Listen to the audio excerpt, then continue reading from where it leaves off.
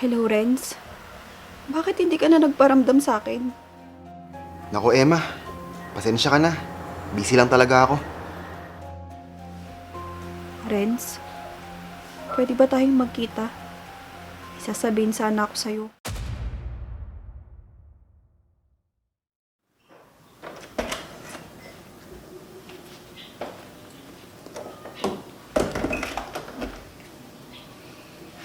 Nay, aalis na ho ako. Wala po kayong kasama dito sa bahay. Huwag mo akong alalahanin, anak. Nandyan lang sa kabilang bahay ang tita Laila mo. Mamimiss ko po kayo at ang mga luto nyo. Huwag ka mag-alala. Pag uwi mo dito, ipagluluto kita ng mga paborito mo. Luluwas ka na pala, Emma. Pagbutihin mo dun, ha? Opo, tita. Kayo na pong bahala kay nanay, ha? Oo. Huwag ka mag-alala. Araw-araw naman ako dito sa bahay nyo. O siya, lumuwas ka na. Baka mamaya, gabihin ka pa sa biyahe. Nay, para po sa pangarap natin, paggigihan ko pong mag-aral. Basta, mag-iingat ka lagi sa Maynila, ha? After 4 years, ate, may nurse ka ng anak. Hindi mo na problemang mag-aalaga sa'yo. Oo nga, Laila. Sige ho, Nay. Tita, aalis na po ako. Sige, anak, mag-ingat ka.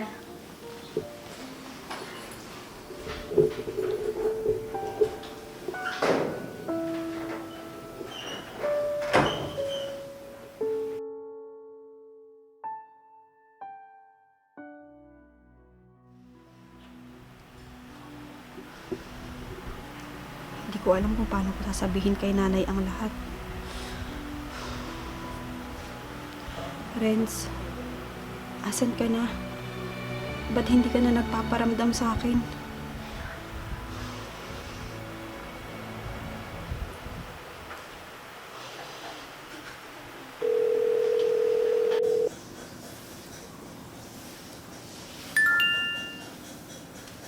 Aba, bakit kaya tumatawag ang anak ko?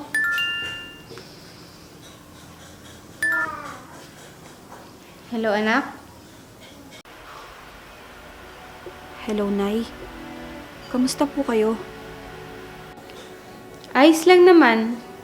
Ikaw, ayos ka lang ba? Bakit bigla kang tumawag? 'Di ba, nag-usap lang tayo kahapon? Wala, Nay. Bigla ko lang po kayong na-miss. Ganun ba? Ang anak ko talaga. Huwag ka mag-alala. 1 taon na lang, magkakasama na ulit tayo. Si Emma ba yan? Naku, halos walang pahinga yung nanay mo sa katitinda sa palengke para lang dyan sa pag-aaral mo. Miss ka na namin, future nurse. Para mas excited pa ang tita mo kaysa sa akin. Nay, mahal na mahal ko po kayo. Sige po, ibababa ko na po.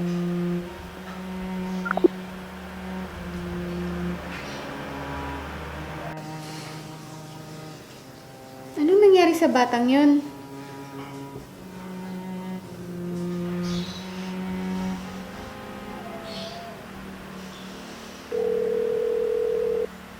Hello, Renz. Bakit hindi ka na nagparamdam sa akin? Naku, Emma. Pasensya ka na. Busy lang talaga ako. Renz, pwede ba tayong magkita? Isasabihin sana ako sa'yo. Sabihin mo na dito. Bakit magkikita pa kasi tayo? Renz, naalala mo nung nag-inuman tayo? Na may nangyari sa atin? Oo. Bakit? Renz, buntis ako. Mag-iisang buwan na akong hindi dinadatnan. Ano? Hindi pwede, Emma. May girlfriend ako. At isa pa, magalit sa akin ang magulang ko. Pero Renz, paano naman ako? Basta, ayoko masira ang buhay ko nang dahil sa'yo. Bahala ka na. Renz,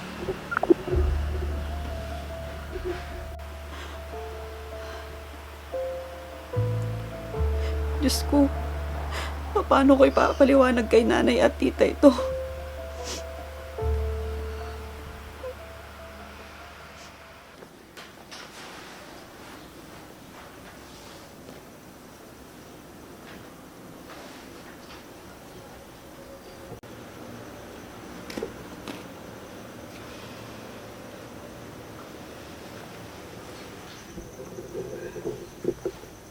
Nay?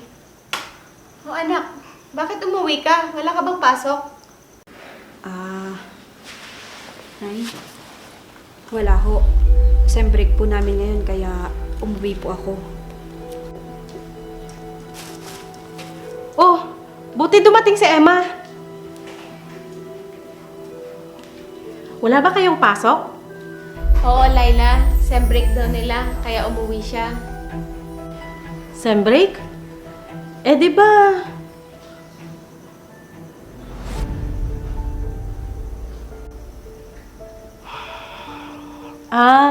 Ganun ba? Opo, tita. O siya, ayusin mo na yung mga damit mo sa kwarto. At magluluto lang ako ng tanghalian. Alam ko gutom ka.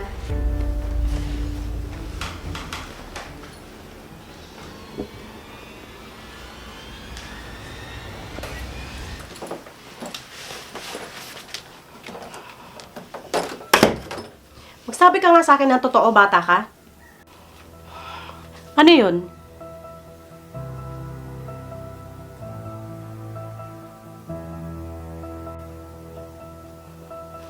Sinasabi ko na nga ba eh. Kaninang sinendyasan mo ko, alam ko nang may problema ka.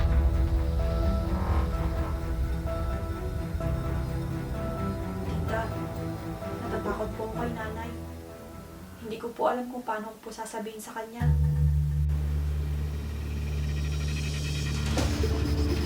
Sabihin ng ano, Emma?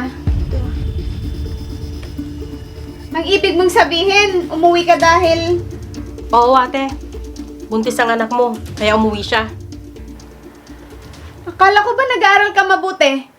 Halos di ako nagpapahinga sa pagtitinda sa palengke para matustusan lang yung pag-aaral mo. Tapos ito lang igaganti mo? Kahit ano pang sabihin mo ate, andito na to, wala na tayong magagawa. Anong gusto mong gawin ko, Laila? Magtatatalon sa tuwa? Hindi naman sa ganun ate, tanggapin mo na lang ang sitwasyon ng anak mo. Hindi! Hindi ko matatanggap to! Kung ikaw kaya mong tanggapin, ako hindi! Lumayas ka dito, Emma! Layas! Galit ako sa'yo! Halika Emma, kung ayaw sa'yo ng nanay mo dito, dun ka sa bahay ko. Tara na.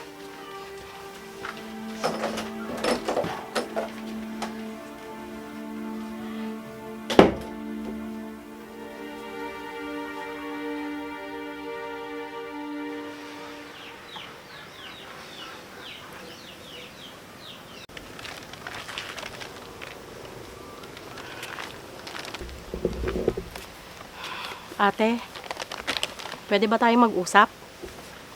Kung tungkol lang yan kay Emma, di bali na lang. Madami pa akong gagawin sa loob. Ate, hindi matatapos tong problemang to kung palagi ka na lang iiwas. Akala mo ba madali para sa akin, Laila? Hindi! Masakit dito! Akala mo ba ikaw lang ang nasasaktan, ha ate? Nasasaktan din yung anak mo. Ito yung sitwasyon na kailangan kanya ate. Kailangan niya yung nanay niya para palakasin ang loob niyang harapin ang bukas. Pero anong ginawa mo? Pinagtabuyan mo siya. Hindi ko kasi matanggap, Laila. Lahat ng pangarap ko para sa kanya naglaho. Dahil lang sa pagbubuntis niya. Hindi mo ba naisip yung nangyari sa'yo noon? Hindi ba't ganyan din?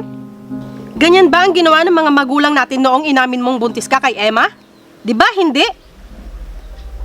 Mas minahal at inangatan ka nila. Alam mo kung bakit?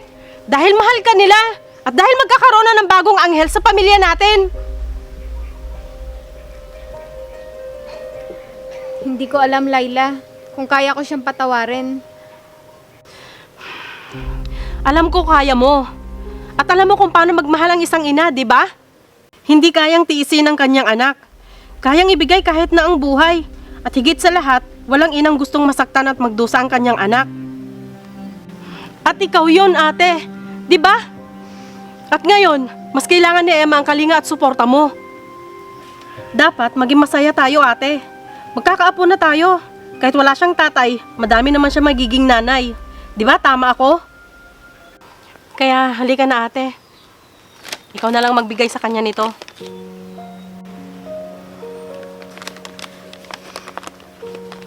Magkakaroon na tayo ng apo, Laila. Oo, ate. O ano, handa ka na bang patawarin at tanggapin muli ang anak mo? Oo, Laila. Mahal na mahal ko ang anak ko at magiging apo ko. Ganyan nga, ate. Ganyan kung paano magmahal ang isang ina. Tara na, baka naghihintay na si Emma. Sige.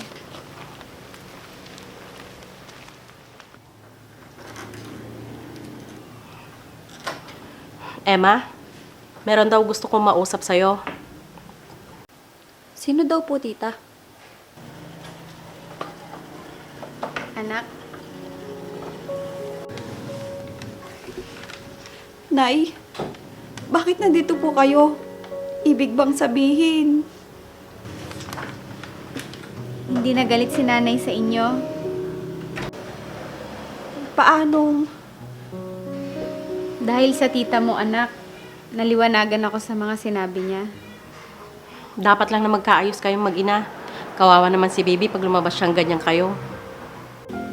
Maraming salamat po, tita. Mabuti naman po at nakumbinsin niyo si nanay. Napatawarin ako at tanggapin kami na magiging anak ko. Alam mo kasi, Emma, matututunan mo rin yan kapag naging isang ganap na ina ka na. Malalaman mo kung paano magmahal ang isang ina. Walang kahit anumang bagay ang makakagawang patigasin ang puso nito. Palaging pagmamahal, pagpapatawad, at pagtanggap ang laging nandito. Ganyan magmahal ang isang ina. Mula sa araw na ito, aalagaan ko kayo na magiging apo ko at mas mamahalin ko pa kayo. Salamat, Laila.